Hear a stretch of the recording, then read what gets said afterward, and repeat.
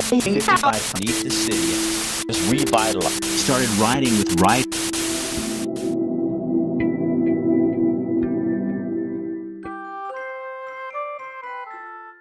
Tonight we come to you from the Spring Creek Holly Farm, just off the McKenzie Highway, up near Leesburg. You'll recognize it, as you can see in the picture, by the big white house that sits on the corner. Hi, I'm Rick Dancer. Hi, I'm Emma Wager. And we're going to talk to you from the Spring Creek Holly Farm tonight because they've got a little deal going on out here. That's what I understand, and I also need a tree. Much like everyone else, I'm looking for a Christmas tree. And they've got a little special where they give back to schools when you get your tree here.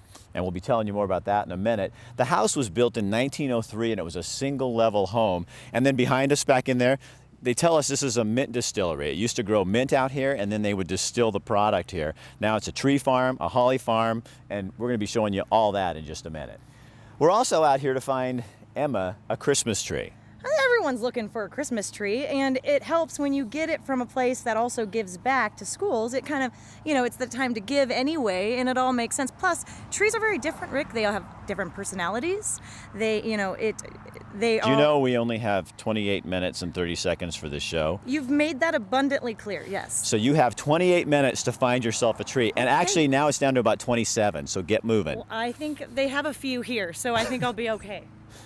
We're going to start our show tonight with tobacco use. Lane County Public Health is trying to reduce the number of people using tobacco. Why? Take a look.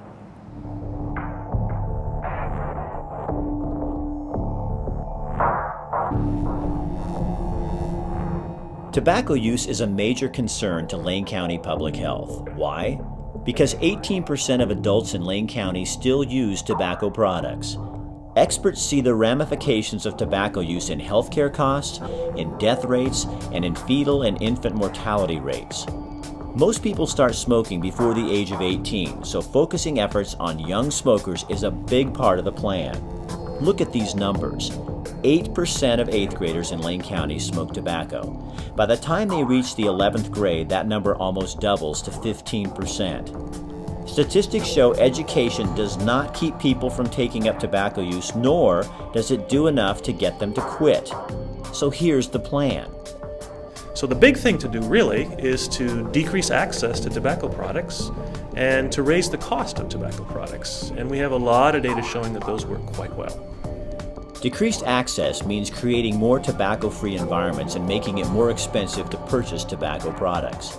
Lane County Public Health started working towards smoke-free work environments back in the late 1990s. In the year 2000, the city of Eugene restricted people from smoking in bars and restaurants. The movement and interest spread to all restaurants and bars in the county. Then school districts, hospital campuses, Lane Community College, and the University of Oregon joined in creating smoke-free footprints. Now apartment complexes and private business owners are following the lead. We are getting more and more calls from large employers and other employers that want to make their worksite campus tobacco-free, and we're here to provide support to that process. Nearly a quarter of the deaths in Lane County are related to tobacco use. Lung cancer is the most obvious, but there are more. It's the number one cause of throat cancer, it's the number one cause of esophageal cancer, it's the number one cause of stomach cancer.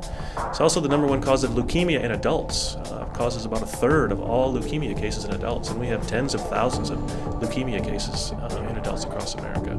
Here are other statistics worth looking at. In 1 year in Lane County, $127 million is spent on medical care for tobacco-related illnesses. $116 million is lost in productivity due to tobacco-related deaths. In 2011, the Lane County Commissioners developed this strategic plan. One of the goals in this plan is by 2017 to reduce fetal and infant mortality by 16%. Now consider that 24% of women in Lane County smoke during their first trimester, and roughly 20% of all preterm deliveries in Lane County are caused by tobacco use. Lane County Public Health's efforts to reduce smoking directly correlate with this strategic plan.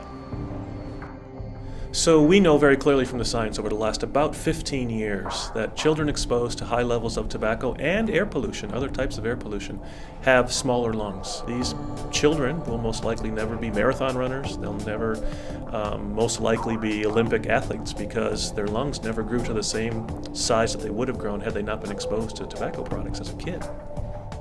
Research shows when tobacco products cost more, young people think twice about using them. If fewer young people take up tobacco use, the chances are good Lane County can bring the adult rates down too. 78% of adults in surveys say they want to quit smoking. Lane County's not trying to step on anyone's rights, it's trying to create a healthier environment for all of us.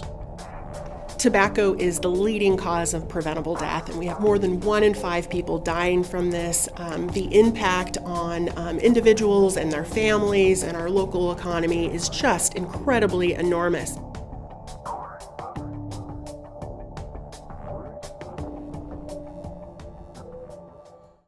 Coming up January 25th, there's a really cool event. It's called Shall We Dance? It's sort of a local Dancing with the Stars event, and it's all for Angel Hair Foundation.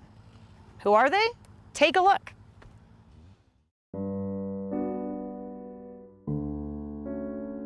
All right, so let's see. Let's try. See how that will work.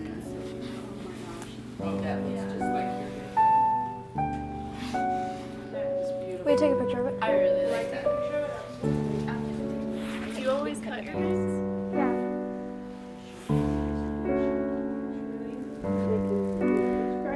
Why does that make you cry?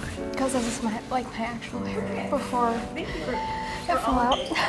It's like the exact same color and everything. My name's Brandy Marie Starmer. Correct. Do it again. I'm 16 years old, and I had medulloblastoma, and it's basically a brain tumor. It's not the nicest thing. It's ripped me to shreds. I can't be home.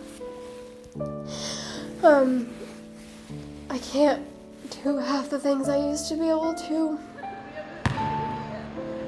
When I first heard the words, I didn't know what to think. I thought, oh no, I thought I was gonna die. I don't know who invented it or where it came from, but they didn't need to do it.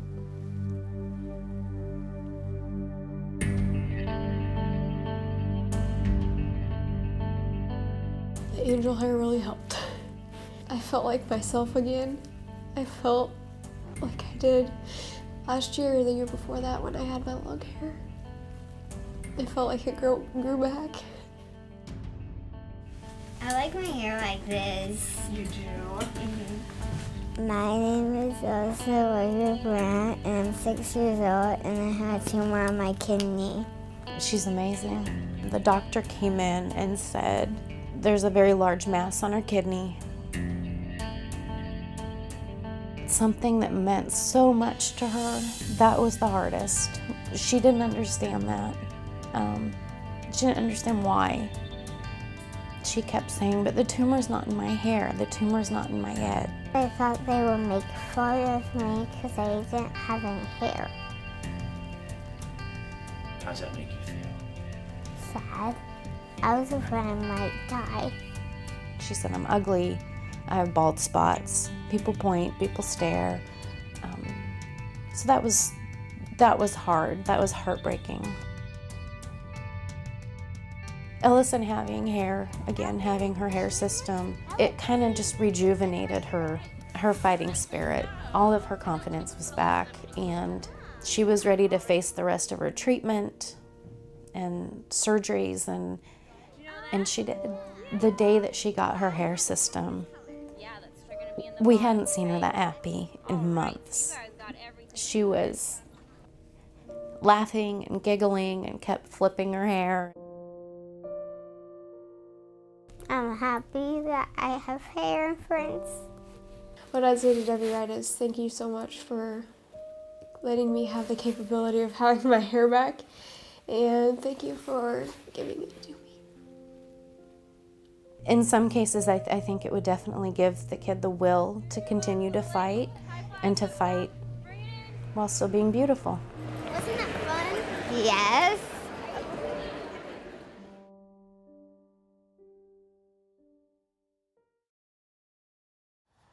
Back in the day, this was a bunker house where the people who actually worked out here at the farm lived and slept and stayed. They had about 25 acres of trees. They also raise holly. They ship wreaths all over the world.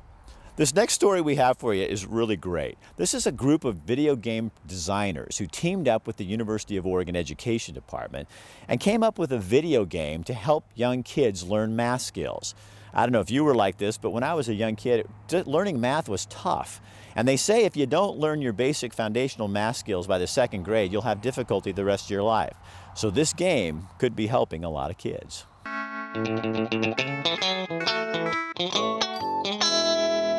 Welcome to Numbershire, a bustling Renaissance-style village situated at the intersection of rigorous instructional design and immersive gaming technology. Built on a carefully sequenced whole number math curriculum and filled with fun. A unique collaboration of accomplished game developers and leading educational researchers, Numbershire offers early elementary students a personalized, rewarding, and engaging math learning experience based on the Common Core standards. Kids get to create their own village, and in doing the math exercises and learning about whole number concepts, they grow the village and they change it over time, and so they get to put their personal stamp on it.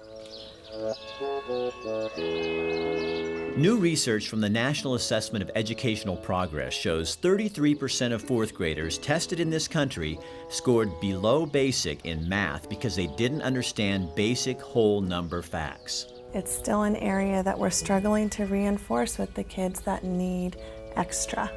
And so Numbershire is a way to give them that extra reinforcement and practice. Numbershire combines a high-quality gaming experience with rigorous evidence-based educational research done by the experts at the University of Oregon's Center on Teaching and Learning. What Numbershire does is it really takes seriously the intricacies of information and how to communicate that information in a way that's engaging for kids, in a way that kids can get the information, put it together, rehearse it, and then reproduce it for teachers and others. Click the less corral to send that cow where it belongs. It's more practical to their lives and what they know. It's definitely more fun and motivating. They're building a village and collecting rewards along the way.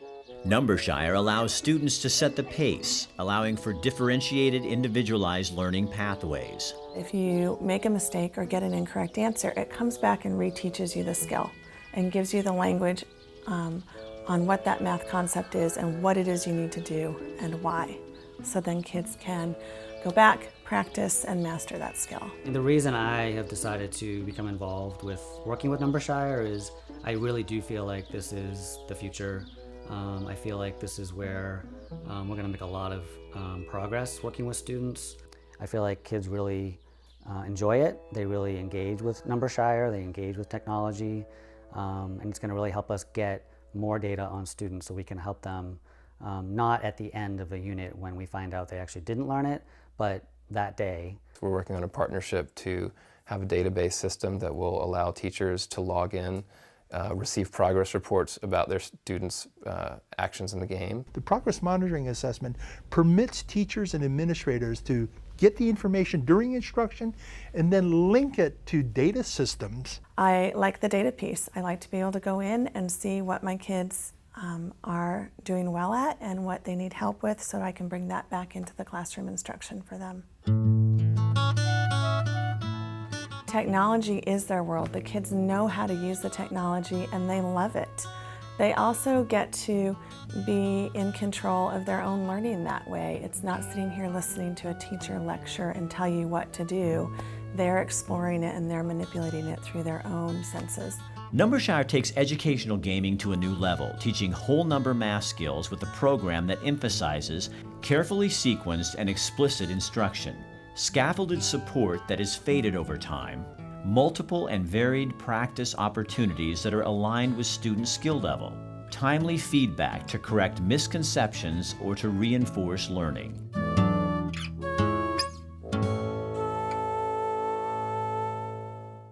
If you want to find out more about Numbershire, Marshall Gause said all you have to do is go to thoughtcycle.net, send them an email, and he can get you the updated information.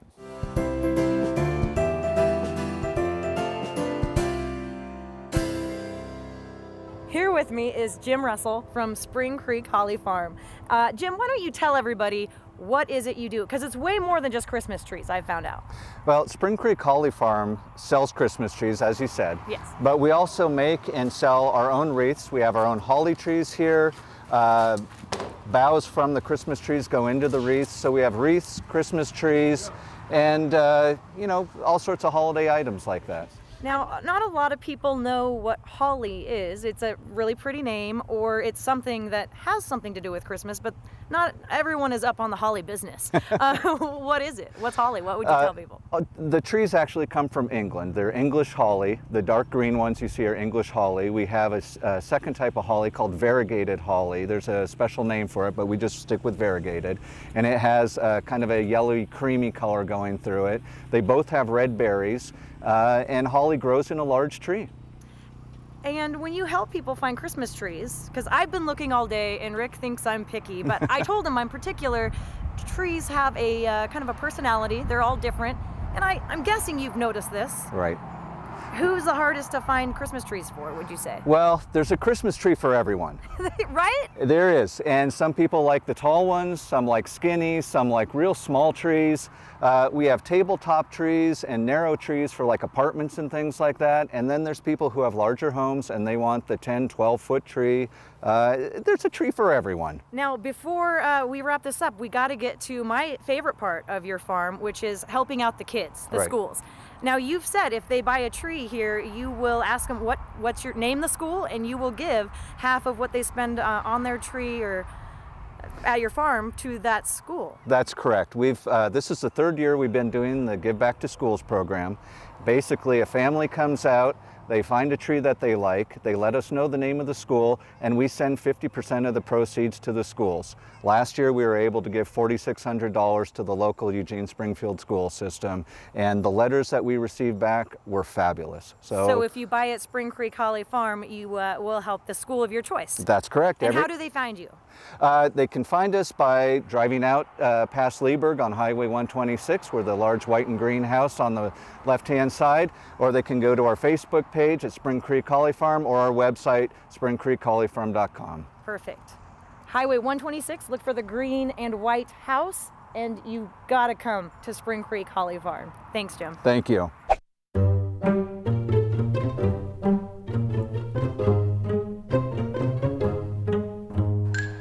This one is way too big, and I feel like I'm forgetting something. Something I'm supposed to do. Rick said, Emma, don't forget, while you're looking at trees, something about a toss. Kurt. It's to the water cooler. Right! Oh, my first toss. And now, tonight's water cooler. Hi, I'm Rick Dancer. Welcome to the Water Cooler. Joining us now is Senior Public Health Officer Dr. Patrick Ludke here in Lane County. Thanks for joining us today. We're going to talk about tobacco and smoking.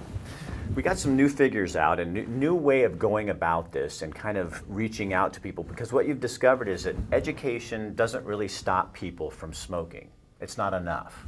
That's true. And we say in this business that tobacco use is not a knowledge deficit disorder. Many people know that tobacco can cause health problems, and that's not enough to help them quit. So what do? Access is one. One of them is access to the product or exposure to the product in terms of secondhand smoke. We need to decrease the exposure. We need to decrease the access to the product as well, especially for kids who shouldn't be getting access to these products at all. Now, how do you get folks that are non-smokers to understand, interested in this issue? Because it really is costing us, all of us in Lane County, a lot of money and lives. Well, that's a great question. I mean, we're in a period of our nation's history where the economy is pretty tough right now. Partisan politics are pretty tough environment for us to work in. So getting people interested is really a key issue. And in reality, it is not that hard to do if we just find the right points to talk about. One of them is cost. Tobacco use costs society, period. People are paying for health insurance for themselves. They're paying for Medicaid and Medicare for others for their health insurance. And people who have tobacco use habits have much, much higher rates of use of the health insurance industry. And we're paying for that. So that's a big issue. And a lot of deaths in Lane County can be attributed to tobacco use. Indeed. About a quarter of all the deaths in our county are attributed directly to tobacco use in our citizens. Okay, so what do we do? What's the plan in Lane County in terms of public properties, public buildings that Lane County owns? So you hit on the first point. We want to take a look at the footprint that we control in the buildings that are county buildings and their perimeter, their yards, and make them all tobacco free. The Department of Health and Human Services within the county government is moving in that direction. We're 80% or so there. We have a few more buildings to get tobacco free, so that's the first thing we're going to do. Now, I've heard talk, and we've seen some of the controversy about people talking about county parks and other county properties. Where are we going with that? Well, we're studying it right now. We had our first sort of community conversation, a town hall meeting to talk about what we could do, what we should do. Got a lot of conversation from the community recently around the issue of county parks being tobacco free. So right now we're studying it. We're getting input from all of Lane County citizens and trying to decide what's the best way to go.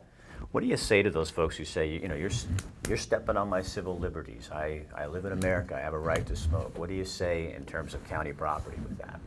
Well, my role as the public health officer for the county is really based on science and based on informing our elected officials. And I look at the scientific data, and I want to make sure that we are practicing public health to address the health and well-being of all Lane County citizens. Some of those citizens are smokers, most of them are not.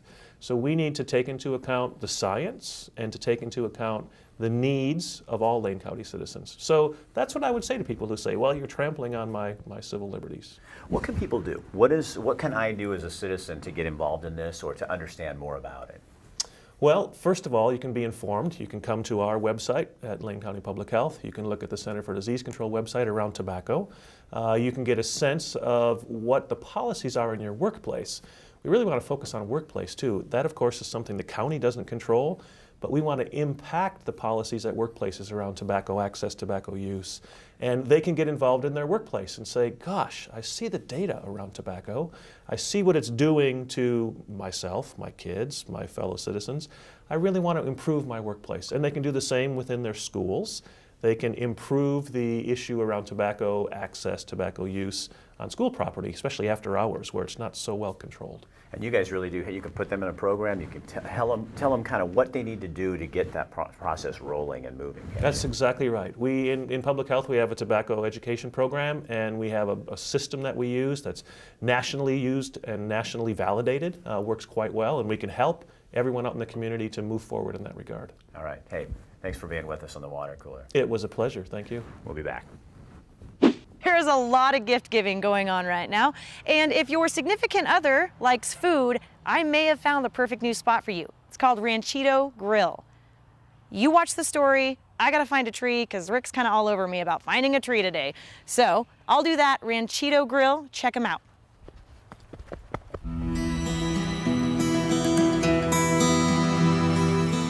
What I love about this business is the people. I'm a people person, so I love to interact with people, and I love to make people feel good. So one of the ways, is obviously with food, because when people taste something that is really good and really authentic, and have a really good service, they feel good. So that's what we're passionate about is people. We really care about people.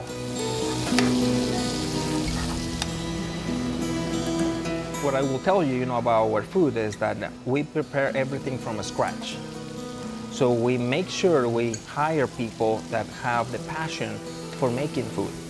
That's one of the ingredients. The other one, we make sure that our recipes, they use the ingredients that we tell them to use. And before we put it into the market, we make sure we test, try it, So we make our food from scratch, and people that we have as employees, they really care about how the food tastes. So they make sure that it's really good, authentic Mexican food. The only Americanized part, on these recipes are the melted cheese over, because people here like the melted cheese, And in Mexico we don't use that, but the flavor in the recipes and the ingredients, we use, all Mexican ingredients. But the only thing is Americanized is just to melt the cheese over. On some of the items like enchiladas or burritos, But like the carne asada, we use, Mexican seasoning to make sure that the flavor stays up as a Mexican dish.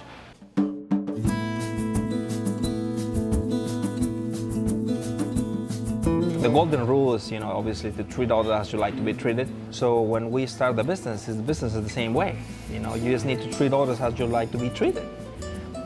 So we train them how to take care of the guests, how to make sure the quality of the food is coming out. Because from that, it depends everything.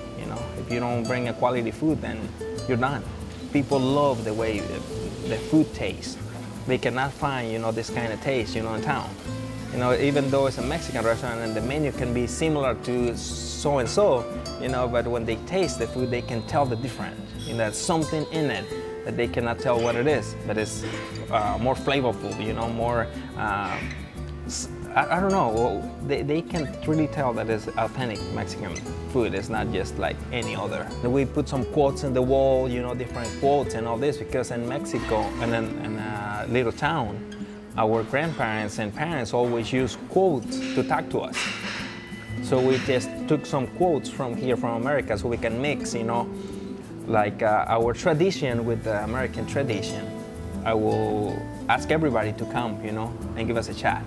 And I make sure that I talk to them, if they don't like it, I pay for it, I'm very confident on our food, because we eat it every day and we don't get tired.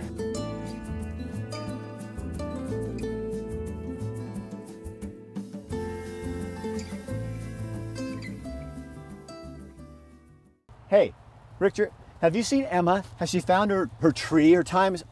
Emma! Yeah. What?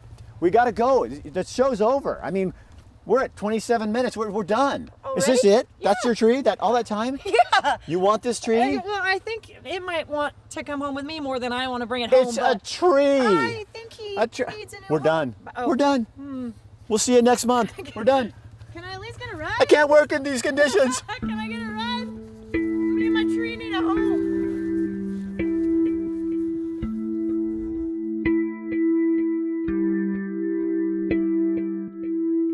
Happy Wednesday, boys and girls. Now joined in studio. Yeah. M's new TV partner, Rick Dancer, rickdancer.tv. Hey, there you go. How are you? I'm good. Now I have a co-star.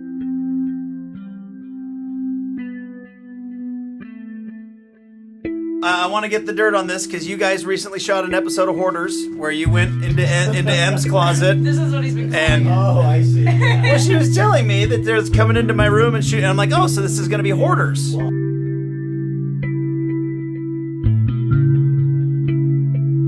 We're going to have M drink this on the air. That's what we're going to do. You're going to be the first. He brought it for us. I mean, yes. Don't be afraid. I'm It's not. an energy drink. You drink them all the time. Okay. This is your kind of stuff. Oh, that's good. Oh, that's tasty. Oh, that's good. That warms you right here. I can feel that. That's cozy. Yeah.